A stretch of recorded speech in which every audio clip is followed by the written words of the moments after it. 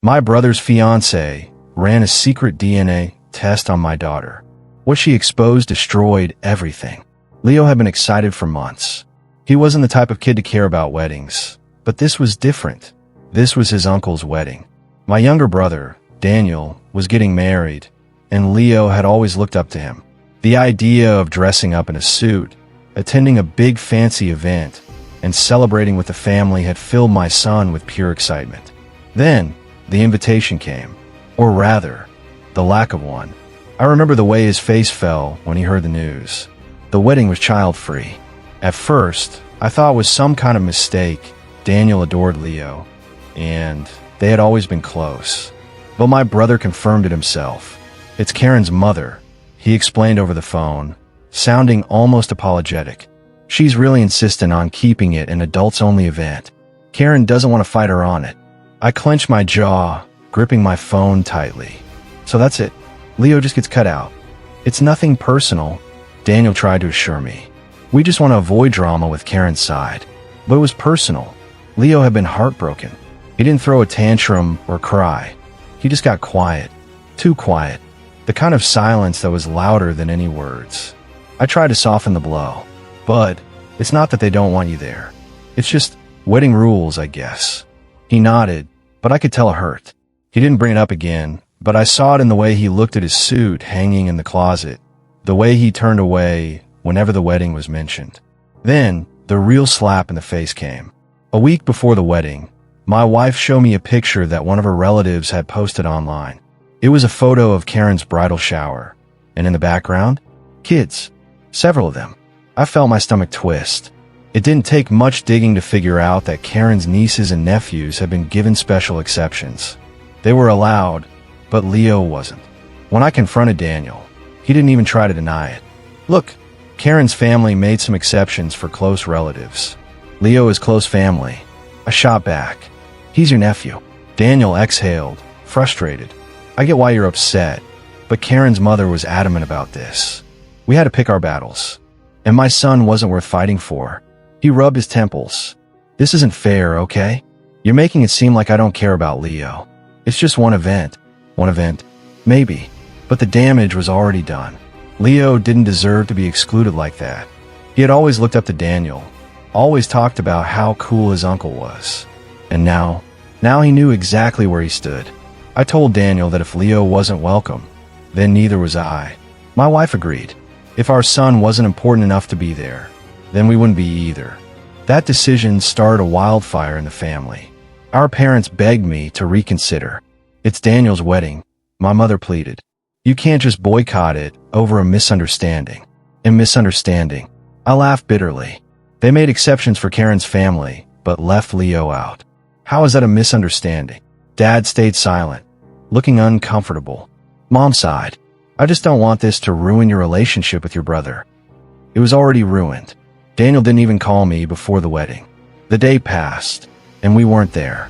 Leo never said anything, but I saw the way he kept his head down, the way he avoided talking about his uncle. That was when the shift in our family truly began. But the Betrayal bomb dropped months later. It had nothing to do with Leo. It had to do with my daughter, Lily. Lily wasn't my biological child. My wife and I adopted her when she was a baby after a tragic accident took her biological parents. We never hid that from her. It was something we spoke about openly, with love. She was ours, in every way that mattered. But one night, I got a call from Daniel's now ex-fiancée, Karen. Her voice was unsteady. I need to tell you something. I hesitated. We hadn't spoken since the wedding fallout, and I had no interest in reconnecting. But then she said something that made my stomach drop. It's about Lily. My grip tightened on the phone. What about her? She took a deep breath. Daniel lied to you. About her adoption. For a moment, I thought I had misheard. What? Karen hesitated before blurting it out. I did a DNA test on Lily. My brain couldn't process what she was saying. You what?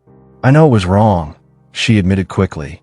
But Daniel told me something that didn't sit right with me. He said he knew Lily wasn't yours, because he knew who her real father was. My heart pounded in my chest. That doesn't make any sense.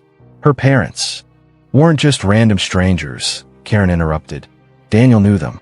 He just never told you. My world tilted. I gritted my teeth. And what did your little test say? She exhaled.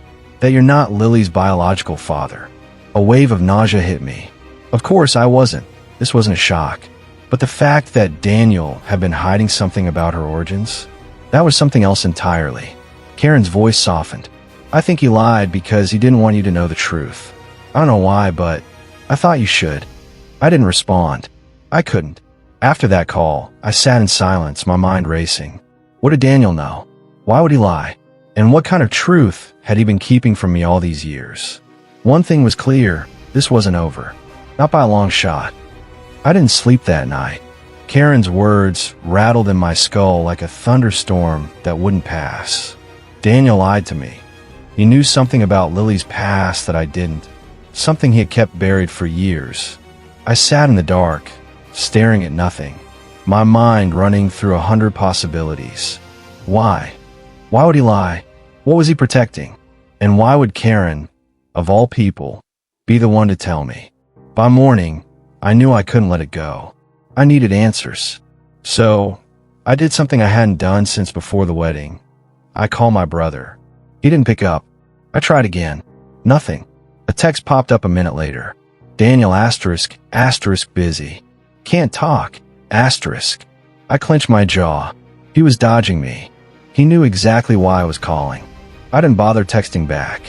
Instead, I grabbed my keys, got in my car, and drove straight to his house. When he opened the door and saw me standing there, his expression darkened. Seriously, he muttered, "You just show up now. I wouldn't have to if you'd answer the damn phone." He sighed, rubbing his face. "I don't have time for this, man." I pushed past him, stepping into his house like I belonged there. "Make time." He shut the door harder than necessary. "If this is about the wedding again." "It's not." I cut him off. "It's about Lily." His shoulders stiffened. That told me everything I needed to know. I folded my arms. Karen called me. His face twisted. "Of course she did. She said you lied to me. That you knew something about Lily's parents, but never told me." Silence. His jaw worked, like he was debating what to say. I stepped closer. "Tell me the truth, Daniel." He let out a sharp breath and turned away, running a hand through his hair. "It's complicated, then uncomplicated." He hesitated for a long time. When he finally spoke, his voice was quieter than I expected. "You remember how you and your wife got the call about Lily?" I nodded slowly. "Yeah. Social services said her biological parents had died in a car accident." He swallowed hard. That was true. A beat passed. But Daniel sighed and leaned against the kitchen counter, rubbing his temples like this conversation physically hurt him. "But what they didn't tell you was that her father wasn't a stranger." I stared at him, feeling my pulse hammer in my ears. Who was he? Another hesitation. Then, finally, he looked up at me and said the words that shattered everything. He was my best friend. The room went completely silent. I felt like the air had been sucked out of my lungs. Daniel's best friend? That wasn't possible. "Wait," I said, my voice barely more than a whisper. "What?" His expression twisted. His name was Mark. We grew up together. He was like a brother to me. His eyes flickered with something. Regret. Guilt. Something heavier than words. And he was Lily's biological father. The walls felt like they were closing in. I backed up a step, my hands shaking. "You knew this the whole time?" "Yes." "Then why the hell didn't you tell me?" Daniel exhaled. "Because I knew if you found out, you'd want to know why he never came forward. Why he never tried to be in her life." I narrowed my eyes. And his next words landed like a punch to the gut. "Because he didn't know she existed." The room spun. I grabbed the back of a chair for support. "What the hell are you talking about?" Daniel's face was lined with guilt. "Mark never knew he had a daughter. He died without ever knowing." I stared at him, waiting for him to say something that made this all make sense. He and his girlfriend, Lily's mother, were on and off. It was complicated. She got pregnant, but never told him. I only found out after they died. His voice cracked slightly. She must have planned to tell him eventually, but she never got the chance. I felt sick. You let me believe she was just some random orphan. I said slowly, my voice raw. You let me adopt her, raise her, and never once told me the truth? Daniel's expression tightened. Would it have changed anything? I barked out a humorless laugh. Are you serious? You don't think I had the right to know where my daughter came from? She's your daughter, Daniel said firmly. Not Mark's. Not anyone else's. Yours. I clenched my fists. That's not the point. I was trying to protect you, he insisted. If I told you back then, you would have driven yourself crazy wondering if you should have tracked down his family, wondering if Lily should have been raised by someone else. My mind reeled. He wasn't wrong. If I had known the truth back then, I would have questioned everything. But that didn't justify the lie. I shook my head. You don't get to decide what I should and shouldn't know, Daniel. You don't get to rewrite my daughter's history just because it was convenient. He looked away. I thought I was doing the right thing. I laughed bitterly. The right thing? You let me go years not knowing this. And you weren't even planning to tell me, were you? His silence was answer enough. I felt something inside me snap. This wasn't just about Lily's past. It was about everything. The wedding. The way he disregarded Leo. The way he always made choices that only benefited him and expected everyone else to just accept it. I thought about my son, about the way he had looked up to Daniel, only to be treated like an afterthought. And now Lily. I took a step back, my voice steady but cold. We're done, Daniel. His eyes widened slightly. What? You heard me. I'm done. With you, with your secrets, with whatever relationship we thought we had. He looked like he wanted to argue, but I didn't give him the chance. I turned and walked out, slamming the door behind me. By the time I got in my car, my chest was tight with emotions I couldn't even name. Betrayal, rage, sadness. I had lost my brother that day. But as I drove home, one thing became clear. Lily was mine. And no matter where she came from, no matter what secrets had been buried, that would never change. And I would never let anyone make her feel otherwise. I spent the next few days in a fog, replaying everything over and over in my head. The betrayal, the lies, the gut-wrenching truth about Lily's past. I couldn't shake any of it. But I didn't have the luxury of wallowing. I still had a family to protect. Leo noticed the shift first. He wasn't a little kid anymore. He could sense tension from a mile away. Dad, did something happen? He asked one evening as we sat at the dinner table. Lily was coloring on a placemat, oblivious to the storm raging inside me. I forced a smile. Just some family stuff, bud. He frowned. With Uncle Daniel. I hesitated, but lying wasn't an option. Not anymore. Yeah. Leo dropped his fork. Is this about me? His voice wavered, and suddenly I saw him for what he was. A boy still hurting from his uncle's rejection. I reached over and squeezed his shoulder. No, son.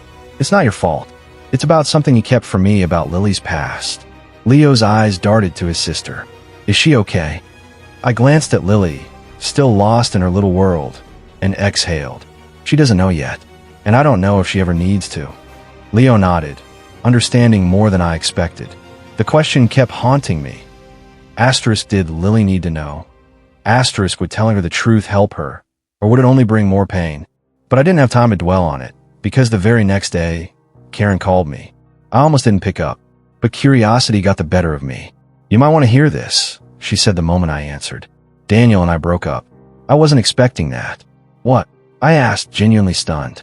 He lied to me, she said bitterly. About the DNA test. About Lily. About everything. And when I confronted him, he had the nerve to act like I was the problem. I couldn't say I was surprised. What are you going to do now? I asked. Karen scoffed. Move on. Unlike Daniel, I don't have a habit of holding on to things that aren't good for me. There was a long silence. Then she added, for what it's worth, I hope you and your kids are okay. They deserve better. I hung up, feeling a strange mix of satisfaction and sadness. Daniel had finally faced consequences for his lies. But it didn't change the fact that I had lost a brother. Days passed, then weeks. Daniel didn't reach out. I didn't either. Maybe I thought he'd apologize. Maybe I wanted him to. But as time dragged on, I realized something. I didn't need an apology. I didn't need closure from him. I already had it. One evening, as I tucked Lily into bed, she looked up at me with those bright, trusting eyes. "Daddy." "Yes, sweetheart." She reached out and took my hand, her tiny fingers curling around mine. "I'm glad you're my dad." I felt my throat tighten. "Me too, baby girl." She yawned, already drifting to sleep, and in that moment, I knew Lily's past didn't define her. It didn't define us. Daniel had tried to rewrite the truth, but the only thing that mattered was the family I had built, and no one could take that away from me. Not ever.